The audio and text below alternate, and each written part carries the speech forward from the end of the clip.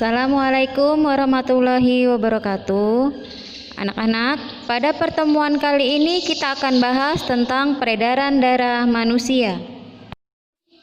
Darah merupakan salah satu komponen penting dalam tubuh kita.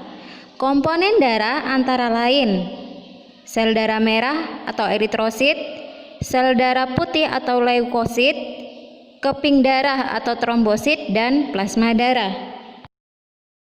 Sel darah merah. Sel darah merah berperan sebagai pengangkut oksigen dan karbon dioksida. Sel darah merah mengandung protein berwarna merah yang disebut dengan hemoglobin.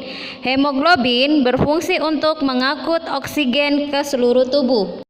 Sel darah putih. Sel darah putih berperan untuk membunuh kuman yang masuk ke dalam tubuh.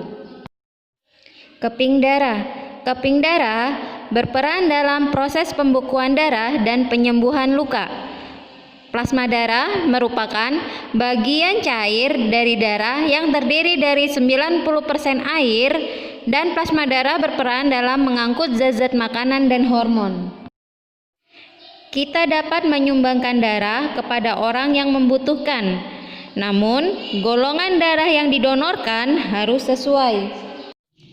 Donor adalah orang yang dapat memberikan darah, sedangkan resipien adalah orang yang dapat menerima darah. Orang bergolongan darah A hanya dapat menerima darah dari golongan darah A atau O. Orang bergolongan darah B hanya dapat menerima darah dari golongan darah B atau O.